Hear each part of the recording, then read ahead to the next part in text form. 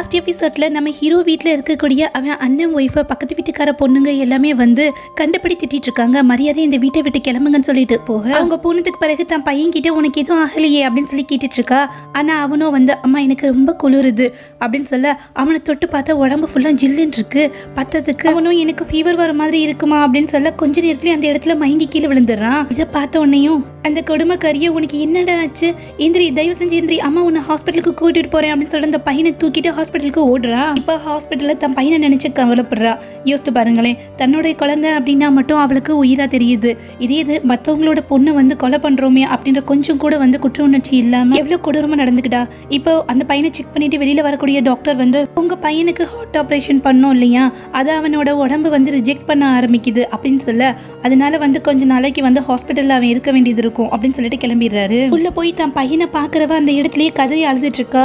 இந்திரிடா அம்மாவை வந்து கண்ணு திறந்து பாரு அப்படின்னு சொல்லி அழுதுட்டு இருக்க. இப்ப அந்த இடத்துக்கு நம்மளோட ஹீரோ ஓடி வரான். என்னாச்சு அப்படின்னு சொல்லி கேட்டுட்டு இருக்க. டாக்டரும் வந்து அவனோட உடம்பு வந்து வேற ஒருத்தவங்களோட பாட்டை வந்து ரிஜெக்ட் பண்ணுதுன்னு சொல்லிட்டு போயிட்டாரு அப்படின்னு சொல்லி அழுதுட்டு இருக்க. அப்படின்னு சொல்லிட்டு அழுதுட்டு இருக்கா. இமெயில தான் தப்பு இருக்கு, இன்னும் கொஞ்சம் கேர் பண்ணி என் பையனை பார்த்துருக்கணும் அப்படின்னு சொல்லிட்டு ரொம்பவுமே ஃபீல் பண்ணி அழுக அந்த இடத்துல நின்றுட்டு இருக்க. நம்மளோட ஹீரோவை வந்து கவலைப்படாத, அவனுக்கு எதுவும் ஆகாது, நான் கூட இருக்கேன் அப்படின்னு சொல்லிட்டு ஆறுதல் சொல்லிட்டு இருக்கான். தான் பையனை பார்த்துட்டு ஷியாமோ இந்திரி தயவு செஞ்சு கண்ணு திறந்து அம்மாவை பாராட்டா செல்லும் அப்படின்னு சொல்லி அழுதுட்டு இருக்கா. இந்த மாதிரி டைட்டில் தான் நீ ரொம்பவுமே தைரியமா இருக்கணும் அப்படின்னு சொல்லிட்டு நம்மளோட ஹீரோ அவளுக்கு ஆறுதல் சொல்ல அவ்வளோ வந்து இதுக்கெல்லாம் காரணம் உன்னோட ஒய்ஃப் தான். அவன் தான் தேவையில்லாம வீட்டுக்கு வந்து கலாட்டா பண்ண அங்க இருக்கக்கூடிய லேடிஸ் எல்லாருமே வந்து நம்ம வீட்டில் இருக்கக்கூடிய பொருட்கள் எல்லாத்தையுமே உடச்சி எரிஞ்சிட்டாங்க. இதை பார்த்துட்டு என் பையன் ரொம்பவுமே பயந்து போயிட்டான், அவனுக்கும் ஃபீவரும் வந்துருச்சு அப்படின்னு சொல்லி நடந்த விஷயத்தை எல்லாத்தையுமே சொல்ல நம்ம ஹீரோவும் ரொம்பவுமே டென்ஷன் ஆயிடுறான். இன்னொரு பக்கம் நம்மளோட ஹீரோயின் வந்து அவ லாயர் கிட்ட பேசிட்டு இருக்கா. அவனும் வந்து என்னால முடிஞ்ச உதவி எல்லாத்தையுமே உனக்கு பண்ணிட்டேன், ஆனா வந்து இருந்தும் உன்னால வந்து சந்தோஷமா இருக்க முடியல அப்படின்னு சொல்லிட்டு கில்ட்டியா ஃபீல் பண்ண அவளோ வந்து நீ என்னோட சின்ன வயசு ஃப்ரெண்டு, எனக்காக இங்க வந்து எவ்வளவோ ஹெல்ப் பண்ணிருக்க, இதுவே எனக்கு போதும்பா அப்படின்னு சொல்லி பேசிட்டு இருக்கா. கரெக்டா அந்த இடத்துக்கு நம்மளோட ஹீரோ வந்து பேசிட்டு இருக்கா. அவங்க ரெண்டு பேத்தையும் பார்த்துட்டு ரொம்ப டென்ஷன் ஆயிரான். அந்த லாயரும் அந்த இடத்த விட்டு கிளம்பின பிறகு நம்மளோட ஹீரோயினை சத்தம் போட்டுட்டு இருக்கான். நீ பண்ண கலாட்டனால அங்க இருக்கக்கூடிய லேடிஸ் எல்லாமே வந்து இதுல வந்து இருக்கக்கூடிய பொருட்கள் எல்லாமே உழைச்சிட்டாங்க, இதனால அந்த ஷியாமோக்கு முடியாம வந்துருச்சு, ஃபீவர் வந்து இப்ப ஹாஸ்பிட்டல்ல அட்மிட் பண்ணிருக்கோம் தெரியுமா அப்படின்னு சொல்லிட்டு கோவப்பட அவ வேலையுமே படிச்சுக்கிட்ட, இப்ப ட்ரீட்மெண்ட் செலவுக்கு காசு இல்ல, அதனால வந்து அவளுக்கு ஆகக்கூடிய எல்லா செலவையும் நீ தான் ஏத்துக்கணும் அப்படின்னு சொல்லிட்டு கண்டபடி கத்திட்டு இருக்க. இப்ப நம்மளோட ஹீரோயினும் வந்து ஒரு கார்டு எடுத்து வைக்கிறா. உனக்கு தேவையான பணத்தை நான் தரேன், ஆனா அதுக்கு பதிலாக நீ என்ன டிவோர்ஸ் பண்ணணும் அப்படின்னு சொல்லி கேட்க அவனும் வந்து என்னால உனக்கு டிவோர்ஸ் தர முடியாது அப்படின்னு சொல்லிட்டு அந்த இடத்த விட்டு கிளம்பிடுறான். உள்ள இருந்து வெளியில வரக்கூடிய அவளோட லாயரோ வந்து இந்த மாதிரி அவரா வந்து ஒன்னு டிவோர்ஸ் கொடுக்கணும், அப்படி இல்லைன்னு வச்சுக்கோங்களேன் அவருக்கு எதிராக ஏதாவது எவிடன்ஸ் இருக்கணும், அப்பதான் வந்து டிவோர்ஸ் வந்து நம்மளால வந்து கொண்டுட்டு போக முடியும் அப்படின்னு சொல்ல அவளோ வந்து எவிடன்ஸ் இல்லைன்னா என்ன, எவிடன்ஸ் நீங்களே கிரியேட் பண்ணுங்க அப்படின்னு சொல்றா. இன்னொரு பக்கம் அந்த பையனை செக் பண்ணி பார்க்கக்கூடிய டாக்டரோ வந்து இந்த பையனோட ஸ்டேஜ் வந்து ரொம்ப கிரிட்டிக்கலா இருக்கு அப்படின்னு சொல்ல அப்படின்னா வந்து என் பையன் இறந்துருவானா டாக்டர் அப்படின்னு சொல்லி கேட்க அவரு வந்து அமைதியா இருக்காரு. பக்கத்துல நின்றுட்டு இருக்க நம்மளோட ஹீரோவை படிச்சுட்டு அழுதுட்டு இருக்கா. எப்படியாவது வந்து என் பையனை வந்து காப்பாத்துங்க, நம்ம ஃபேமிலியில இருக்கக்கூடிய ஒரே குழந்தை வாரிசு எல்லாமே வந்து இவன் மட்டும்தான் அப்படின்னு சொல்லி அழுக நம்மளோட ஹீரோவோ பயப்படாத எதுவும் ஆகாது அப்படின்னு சொல்லி அவளை சமாதானப்படுத்திட்டு இருக்கான். பக்கத்துல இருக்கக்கூடிய அந்த டாக்டரோ வந்து எனக்கு இப்பதான் ஞாபகம் வருது, அப்ராட்ல எனக்கு தெரிஞ்ச ஒருத்தர் இருக்காரு, நான் வேணா அவரை கால் பண்ணி வர சொல்றேன், ஆனா அதுக்கு அதிகமா பணம் செலவாகுமே அப்படின்னு சொல்ல ஹீரோவோ வந்து பரவாயில்ல அதுக்கான வழியை நான் வந்து கண்டுபிடிக்கிறேன், நீங்க வந்து அவரை வர சொல்லுங்க அப்படின்னு சொல்றான். இப்ப அந்த பையனோட அம்மாவோ நம்ம ஹீரோ கிட்ட வந்து எனக்கு தெரியும் உங்க ஒய்ஃப் கிட்ட கேட்டோம்னு வச்சுக்கோங்களேன் நிச்சயமா நமக்கு உதவி பண்ணுவா, நான் பண்ண தப்பு எல்லாத்துக்குமே அவ காலில் விழுந்து மன்னிப்பு கேட்டு அவகிட்ட பணம் வாங்கிட்டு வரேன்னு சொல்லிட்டு கிளம்ப நம்ம ஹீரோவோ வந்து அவ பணம் தரத்துக்கு தயாரா இருக்கா, ஆனா ஒரு கண்டிஷன் சொல்றா அப்படின்னு சொல்ல என்னது அப்படின்னு சொல்லி கேக்குறா. நான் அவளை டிவோர்ஸ் பண்ணா மட்டும்தான் வந்து அவ பணம் தருவாளாம் அப்படின்னு சொல்ல இப்ப அவளோ வந்து தலையை குனிஞ்சிட்டு அமைதியா இருக்க. நம்மளோட ஹீரோவோ பரவாயில்ல நான் வந்து இந்த பையனை காப்பாத்துறதுக்காக அவளை டிவோர்ஸ் பண்றதுக்கு தயாரா இருக்கேன் அப்படின்னு சொல்லிட்டு அவகிட்ட பணம் வாங்கிட்டு வரேன்னு சொல்லிட்டு கிளம்புறான். நம்ம ஹீரோயினோ வந்து எவிடன்ஸ் ஏதாவது வந்து கிடைக்குமா அப்படின்றதுக்காண்டி அந்த பையன் அட்மிட் ஆயிருப்பான் இல்லையா, அந்த ரூம்ல இருக்கக்கூடிய ஒரு ஃப்ளவர் பாட்ல வந்து ரகசியமா ஒரு கேமராவை அட்டாச் பண்ணி வச்சிருப்பான். இன்னொரு பக்கம் அந்த லாயரோ உங்க ஹஸ்பண்டுக்கு எதிராக ஏதாவது எவிடன்ஸ் கிடைச்சா மட்டும்தான் டிவோர்ஸ் வாங்க முடியும் அப்படின்னு சொல்லிட இப்ப நம்மளோட ஹீரோயின் நேரா வந்து அந்த பையனை பாத்துக்கிறதுக்காக ஒரு லேடி இருப்பாங்க இல்லையா அவங்க கிட்ட வந்து ஹெல்ப் கேட்கறாங்க. பாருங்க இந்த மருந்தை எப்படியாவது வந்து அந்த கேவலமானவ கிட்ட வந்து ஒப்படைச்சிருங்க, அதுக்கு பதிலா வந்து இந்தாங்க இந்த பணத்தை நீங்க வச்சுக்கோங்கன்னு சொல்ல அவங்களும் வந்து வேணாங்க இவ்வளவு நாளா உங்க பொண்ணை நான் தான் பாத்துக்கிட்டேன், அதுக்கு பதிலா இந்த கைமாற நான் உங்களுக்கு பண்றேன் அப்படின்னு சொல்லிட்டு கிளம்பிடுறாங்க. இப்ப வேணும்னே வந்து அந்த அண்ணன் ஒய்ஃப் இருக்கா இல்லையா அவ காதுல விழுகணும்னு சொல்லிட்டு போனை எடுத்துட்டு இங்க பாரு இந்த மருந்தை குடிச்சா என் ஹஸ்பண்ட் என்ன பின்னாடியே சுத்தி சுத்தி வருவார் இல்லையா அப்படின்னு சொல்லி கேட்டுட்டு ஓகே ஓகே நான் கொடுத்துறேன் அப்படின்னு சொல்லிட்டு கட் பண்ண இது எல்லாமே அவள் கேட்டுட்டு இருக்கா. இங்கே பார்த்தியா இதில் வந்து கிட்டத்தட்ட 20,000 ரூபாய் இருக்குது, இந்த கார்டை நீ வச்சுக்கோ, அதுக்கு பதிலாக வந்து அந்த மருந்தை என்கிட்ட கொடுத்துரு அப்படின்னு சொல்ல அவளும் வந்து ரொம்ப சந்தோஷமா அந்த கார்டை வாங்கிட்டு அந்த மருந்து அவகிட்ட கொடுத்துறா. அவள் மருந்தை வாங்கிட்டு கதவை சாத்தினா அடுத்த நிமிஷமே வந்து நம்மளோட ஹீரோயினுக்கு ஃபோன் பண்ணி நீங்க கொடுத்த வேலையை முடிச்சிட்டே மேடம் அப்படின்னு சொல்லி மெசேஜ் அனுப்பிச்சிட்டு அந்த இடத்த விட்டு ஓடி போயிடுறா. நம்மளோட ஹீரோவோ அந்த குட்டி பையனை தூங்க வச்சுட்டு கரெக்டாக கொண்டு வந்து பெட்ல படுக்க வைக்கிறான். அந்த நேரம் பார்த்து அந்த மருந்தை பக்கத்தில் இருக்கக்கூடிய தண்ணியில கலந்து நம்மளோட ஹீரோக்கு கொடுத்துட்றா. அதை குடிச்ச அடுத்த செகண்டே நம்ம ஹீரோக்கு வந்து என்ன பண்றோம், எங்க இருக்கோம், என்ன நடந்துக்கிறோம் அப்படின்ற எந்த சிந்தனையுமே இல்லாம அவ கூட தப்பா நடந்துக்கிறான். அதுவும் ஹாஸ்பிட்டல்லே 2 பேரும் இந்த மாதிரி நடந்துக்க இதுதானே சந்தர்ப்பம். கரெக்டா அந்த இடத்துக்கு நம்மளோட ஹீரோயினும் வந்துடுறான். பக்கத்துல இருக்கக்கூடிய நர்ஸ் கிட்ட இங்க ஷியாமோன்னு ஒரு பையன் அட்மிட் ஆயிருக்கான் இல்லையா, அந்த பையனோட ரூம் எங்க அப்படின்னு சொல்லி கேட்க அவங்களும் பதில் சொல்லிட்டு இருக்காங்க. தயவு செஞ்சு நீங்க கூட வந்து கொஞ்சம் காமிக்க முடியுமா அப்படின்னு சொல்ல அவங்களும் உள்ளுக்குள்ள வந்து ஓபன் பண்ணி பாக்குறாங்க. அப்ப பார்த்தா கதவை திறந்து பார்த்தா உள்ளுக்குள்ள 2 பேரும் ஒன்னா இருக்கிறத பார்த்துட்டு அந்த நர்ஸும் வந்து அதிர்ச்சியில தன் கையில இருக்கக்கூடிய மருந்து டப்பாவை கீழே போட்டுடுது. அது மட்டும் இல்லாம சுத்தி இருக்கக்கூடிய நர்ஸ் எல்லாருமே அங்க வந்து பார்த்துட்டு பக்கத்துல இருக்கக்கூடிய பேஷண்ட் வந்துடுறாங்க. இங்க பாத்தியா பையனுக்கு உடம்பு முடியல, அவனை பக்கத்துல வச்சுக்கிட்டே 2 பேரும் எந்த மாதிரி நடந்துக்கிறாங்க அப்படின்னு சொல்லிட்டு, அது மட்டும் இல்லாம அந்த பையன் தூங்கிட்டு இருக்கான், அவனையும் பெட்ல படுக்க வச்சுக்கிட்டே இந்த மாதிரி பண்ணிட்டு இருக்காங்க அப்படின்னு சொல்லிட்டு ஆளாளுக்கு பேசிட்டு இருக்க நம்மளோட ஹீரோயினும் உள்ளுக்குள்ள நுழைஞ்சிட்டு என்ன நடந்துட்டு இருக்கு இங்க அப்படின்னு சொல்லி கேட்க நம்மளோட ஹீரோவோ ஷாக் ஆகி போய் அவளை பார்த்துட்டு இருக்கான். நம்மளோட ஹீரோயினோ எதுவுமே எங்களுக்குள்ள இல்லைன்னு சொன்ன, இதெல்லாம் என்னடா அப்படின்னு சொல்லிட்டு நம்மளோட ஹீரோ கண்ணத்துலயே ஒரு அறைய விட அவனும் வந்து என்ன மன்னிச்சிடு, நான் எதுக்காக இந்த மாதிரி நடந்துக்கிட்டேன் அப்படின்னு எனக்கு ஒண்ணுமே புரியல, என்னை பொறுத்த வரைக்கும் நான் எப்பயுமே ஒன்றை மட்டும்தான் காதலிக்கிறேன் அப்படின்னு சொல்ல மரியாதையா கையை விடு அப்படின்னு சொல்லிட்டு ரொம்ப கோவப்பட்டு இருக்கான். நீ இந்த மாதிரிலாம் நடந்துக்குவேன்னு கொஞ்சம் கூட எதிர்பார்க்கல, கோர்ட்ல சந்திக்கலாம் அப்படின்னு சொல்லிட்டு நம்மளோட ஹீரோயின் கோமா அந்த இடத்த விட்டு கிளம்ப நம்மளோட ஹீரோவோ வந்து தயவு செஞ்சு நில்லு அப்படின்னு சொல்லிட்டு பின்னாடியே ஓடிட்டு இருக்கான். இப்ப பார்த்து அந்த பிரதரோட ஒய்ஃப் இருக்கா இல்லையா, இங்கேருந்து போகாதீங்கன்னு சொல்ல சே கையை விடு அப்படின்னு சொல்லிட்டு நம்மளோட ஹீரோயின் பின்னாடி ஓடிட்டு இருக்கான். அவன் முன்னாடி முட்டி போட்டு இங்கே பாரு நான் செஞ்சது தப்பு தான், நான் இந்த மாதிரி நடந்துக்கிட்டேன் அப்படின்றது சத்தியமாக எனக்கு தெரியல, நான் உண்மையிலேயே உன்னை காதலிக்கிறேன், தயவு செஞ்சு எனக்காக வந்து கொஞ்சம் டைம் கொடு அப்படின்னு சொல்லி கேட்க நம்மளோட ஹீரோயினோ அப்படின்னா ப்ராமிஸ் பண்ணு அப்படின்னா நான் உன்னை ஏற்றுக்கிறேன் அப்படின்னு சொல்கிறா. என்ன ப்ராமிஸ் அப்படின்னு சொல்லி கேட்க இனிமேல் இந்த கேவலமானவளையும் அவளோட பையனையும் வந்து நீ மறுபடியும் பார்க்க வர மாட்டேன்னு சொல்லு அப்படின்னு சொல்ல அவனும் ஒத்துக்கிறான். இந்நேரம் பார்த்து அவனோட அண்ணன் ஒய்ஃப் இருக்கா இல்லையா வேக வேகமாக ஓடி வந்து இந்த மாதிரிலாம் நீங்க சொல்லக்கூடாது, நீங்க இல்லாம என்னால வாழவே முடியாது அப்படின்னு சொல்லிட்டு அழுதுட்டு இருக்கான். நம்மளோட ஹீரோயினும் வந்து உன்னோட விருப்பம் தான், நீயே முடிவு பண்ணு அப்படின்னு சொல்ல நம்மளோட ஹீரோவோ வந்து எந்திரிச்சு தானே ஒய்ஃப் கிட்ட இங்க பாரு இன்னைக்கு உன்கிட்ட நடந்துகிட்ட எல்லா தப்புக்குமே வந்து என்னை மன்னிச்சிடு, அதுக்கு காம்பன்சேட்டாக வந்து நிச்சயமா உனக்கு ஏதாவது ஒரு ஹெல்ப் பண்ணுவேன், ஆனா இனிமேல் உன்னையும் உன் பையனையும் நான் பார்க்க வர மாட்டேன் அப்படின்னு சொல்லிட்டு ஒய்ஃப் பக்கம் போக அவ்வளோ வந்து நீங்க இந்த மாதிரிலாம் போகக்கூடாது, கொஞ்ச நேரத்துக்கு முன்னாடி தானே நம்ம 2 பேரும் சேர்ந்து ஒன்னா இருந்தோம், அதுக்குள்ளே என்ன இப்படி கழட்டி விட்டுட்டு போறீங்களே அப்படின்னு சொல்லி அழுதுட்டு இருக்கான். இவளை டிவோர்ஸ் பண்ணிட்டு வாங்க, என் பையனோடைய என்னோடைய நீங்க சந்தோஷமா இருக்கலாம் அப்படின்னு சொல்ல அவனும் அது எதையுமே கண்டுக்காம அவ கையை பிடிச்சு கீழே தள்ளி விட்டுட்டு ஹீரோயின் பின்னாடி ஓடிட்டு இருக்கான். வீட்டுக்கு வந்ததும் நம்மளோட ஹீரோயின் அவளோட ஒரு திங்ஸ் கூட இங்க இருக்கக்கூடாது அப்படின்னு சொல்ல அவனும் சரி அப்படின்னு சொல்லி ஒத்துக்கிறான்.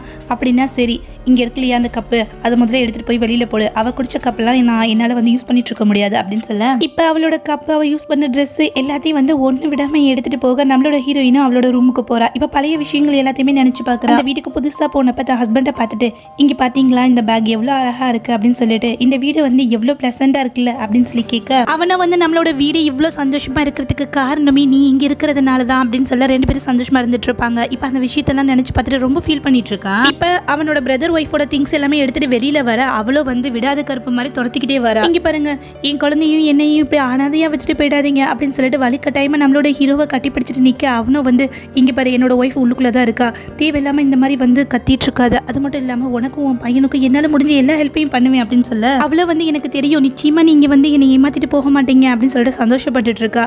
கரெக்டா வந்து அந்த இடத்துக்கு நம்மளோட ஹீரோயின் வர அவனும் வந்து ஃபியூச்சர்ல நம்ம நல்ல ஃப்ரெண்ட்ஸா இருப்போம்னு சொல்ல அவ்வளோ என்னது ஃப்ரெண்ட்ஸா, நிச்சயமா முடியாது, கண்டிப்பா முடியாது, உங்களோட ஒய்ஃபை வந்து டிவோர்ஸ் பண்ணிட்டு என் கூட இருங்க அப்படின்னு சொல்லி அழுதுட்டு இருக்க நம்மளோட ஹீரோயினும் நம்ம ஹீரோயினை பார்த்தோன்னே எனக்கு கொஞ்சம் பணம் தேவைப்படுச்சு அதனாலதான் இங்க வந்தேன்னு சொல்ல அவ்வளோ வந்து எதுவுமே பேசாம கணத்துலயே ஓங்கி ஒரு அறைய விடுறா. இங்க பாரு என் ஹஸ்பண்டோட ஒன்னா சேர்ந்து இருந்துட்டோம்னு வச்சுக்கோமே அவர் வந்து உன்னை கல்யாணம் பண்ணிக்குவாரு அப்படின்னு சொல்லிட்டு கனவெல்லாம் காணாத அப்படின்னு சொல்ல இப்ப அவளுக்கும் வந்து ரொம்ப கோவம் வந்துருது.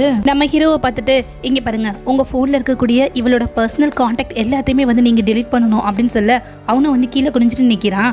டெலிட் பண்றீங்களா இல்லை எப்படி அப்படின்னு சொல்லி கேட்க வேற வழி இல்லாம அதை எடுத்து டெலீட் பண்ண ஆரம்பிச்சிடறான். நீங்க இந்த மாதிரி வந்து இதையுமே இல்லாம நடந்துக்க கூடாது அப்படின்னு சொல்லிட்டு அவன்கிட்ட கெஞ்சிட்டு இருக்க. அவனும் அதை எதுவுமே கண்டுக்காம நீ முதல்ல இங்க இருந்து கிளம்பு அப்படின்றான். ஹாஸ்பிட்டல்ல தன்னோட பையனுக்கு வந்து சாப்பாடு ஊட்டிட்டு இருக்கான். அந்த இடத்துல அவனும் வந்து திடீர்னு மயங்கி கீழே விழுந்துற என் பையனை காப்பாத்துங்கன்னு சொல்லி கத்திட்டு இருக்கா. இப்ப அந்த இடத்துக்கு வர டாக்டர் அந்த பையனை செக் பண்ணி பார்த்துட்டு இங்க பாருங்க அதிர்ஷ்டவசமா உங்க பையனை காப்பாத்தியாச்சு. நாங்க கொடுத்த மருந்து உங்க பையனோட உடம்புல நல்லாவே வேலை பார்த்திருக்கு. அதனால தொடர்ந்து அந்த மருந்தை வந்து கொஞ்சம் நாளைக்கு கொடுக்கணும் அப்படின்னு சொல்லிட்டு அதனால 2 நாள் நீங்க வந்து ஹாஸ்பிட்டல்ல இருக்க வேண்டியது வரும். அதுக்கு பிறகு டிஸ்சார்ஜ் ஆகி கிளம்பிடலாம் அப்படின்னு சொல்ல அவ்வளோ வந்து கண்டிப்பா பணத்துக்கான ஏற்பாடை நான் பண்றேன். நீங்க என் குழந்தைய காப்பாத்துங்க அப்படின்னு சொல்லிட்டு நம்மளோட ஹீரோயினுக்கு ஃபோன் பண்ணி இங்க பாரு நான் உங்ககிட்ட பேசணும் உடனே கிளம்பி வான்னு சொல்ல அவளும் சரி வரேன் அப்படின்னு சொல்லி ஒத்துக்கிறான். நம்மளோட ஹீரோயினும் அவ சொன்ன பேச்சை கேட்டுட்டு அவ வர சொன்ன இடத்துக்கு வர அந்த இடத்துல வச்சு அவளை வந்து கிட்னாப் பண்ணிட்டு போயிடுறா. இப்ப அவளை ஒரு சேர்ல கட்டி போட்டு வச்சுட்டு இந்த நாள் வரும் அப்படின்னு சொல்லி நீ எதிர்பார்க்கவே இல்லை இல்லையா அப்படின்னு சொல்லிட்டு இங்க பாத்தியா எப்பவும் நீ தான் எங்களை அடிச்சிட்டு இருப்ப ஆனா பதிலுக்கு இப்ப நான் உனக்கு கொடுத்துட்டு இருக்கேன் அப்படின்னு சொல்லிட்டு ஒரு கத்தியை எடுக்க கவலைப்படாத ஒன்னு நான் அவ்வளவு சீக்கிரத்துல கொண்டுற மாட்டேன் அப்படின்னு சொல்லிட்டு இப்போதைக்கு நான் எதுவுமே இல்லீகலா பண்ண மாட்டேன். எனக்கு தேவை எல்லாமே வந்து பணம் மட்டும்தான் அப்படின்னு சொல்ல எனக்கு சீக்கிரமா பணத்தை கொடுத்துட்டேன்னு வச்சுக்கோமே நீ சீக்கிரமா வீட்டுக்கு போயிடலாம் அப்படின்னு சொல்லிட்டு இப்ப நம்மளோட ஹீரோயினோட பர்ஸை வந்து ஓபன் பண்ணி அதுல இருக்கக்கூடிய அவளோட கார்டு எடுக்கிறா.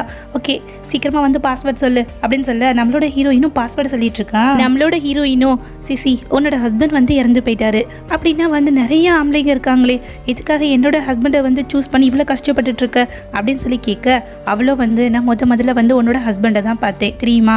அதுக்கு பிறகு வந்து அவன் ஃபேமிலியில் இருக்கக்கூடியவங்க அவங்க அண்ணனுக்கு என்ன கல்யாணம் பண்ணி வச்சிட்டாங்க. அதுக்கு பிறகு வந்து உன்னோட ஹஸ்பண்டும் வந்து உன்னை பார்த்ததுக்கு பிறகு அதை பெருசாவே எடுத்துக்கல. காரணம் உன்னோட பேக்ரவுண்ட் நீ பணக்கார பொண்ணு இது எல்லாமே அவனுக்கு வந்து பெருசா பட உன் பக்கம் சாஞ்சிட்டான். ஆனா நானும் வந்து இன்னைக்கு வந்து அவனை மறக்கவே இல்லை அப்படின்னு சொல்ல நம்மளோட ஹீரோயினும் அப்போ என்னை பார்த்து பொறாமப்பட்டு தான் என்னோட பொண்ணை கொண்டுட்டியா அப்படின்னு சொல்லி கேட்க இப்போ அவளுக்கோ வந்து ரொம்ப வந்து கோபமாயிடுது. இங்கே பாரு எனக்கு பிடிக்காத ஒருத்தனை கல்யாணம் பண்ணிக்கிட்டேன். எனக்கு பிறந்த குழந்தையோ வந்து சரியான வந்து சீக்காலியாக இருக்கான். இந்த மாதிரி சூழ்நிலையில் நான் கஷ்டப்பட்டுட்டு இருக்கும் போது தான் கடவுள் வந்து கண்ணை திறந்து உன்னோட ஹஸ்பண்டை மறுபடியும் என்கிட்ட அனுப்பிச்சு வச்சாரு. என்னையும் என் குழந்தையும் பார்த்த உடனேயுமே உன்னோட ஹஸ்பண்ட் வந்து ரொம்பவுமே பரிதாபப்பட்டு எங்கள் மேலே வந்து கேர் பண்ணி வந்து பார்த்துக்கிட்டான். மற்றபடி நடந்தது எல்லாமே உன்னுடைய பேட் லக் தான். இது எல்லாத்தையும் போய் ஹஸ்பண்ட் கிட்ட சொன்னேன்னு வச்சுக்கோமே அவன் என்ன நம்பவா போறான். நான் தான் வந்து அந்த கிண்டர் கார்டனுக்கு வந்து ஃபயர் வச்சேன். அது மட்டும் இல்லாம உன் குழந்தைய வந்து நீ ரெஸ்கியூ பண்ணும் போது வேணுன்னே போய் டிலே பண்றதுக்காண்டி ஏன் பையனை தூக்கிட்டு போனேன் அப்படின்னு சொல்லி தான் பாருன்னு சொல்ல நம்மளோட ஹீரோயினும் வந்து கோவப்பட்டு இருக்கா. இப்ப அவ கண்ணத்திலேயே அறைய நம்மளோட ஹீரோயினும் வந்து அழுதுட்டு இருக்கா. இங்க பாரு உன்னுடைய ஹஸ்பண்ட் வந்து இனிமேல் எங்களுக்கு சொந்தமானவர் அப்படின்னு சொல்ல நம்மளோட ஹீரோயினும் எனக்கு நல்லாவே தெரியும் இதெல்லாம் சொன்னா நிச்சயமாவே நம்ப மாட்டான். அதனாலதான் அவனே உண்மையை தெரிஞ்சுக்கிட்டோம் அப்படின்னு சொல்லிட்டு இவ்வளவு நேரம் அமைதியா இருந்தேன்னு சொல்ல இப்ப அவ்வளோ திரும்பி பாக்குறா. அந்த இடத்துல இருந்து நம்மளோட ஹீரோ நடந்து வந்துட்டு இருக்கான். உன்னை எவ்வளவு நம்பினேன் எதுக்காக இப்படி ஒரு துரோகத்தை பண்ண.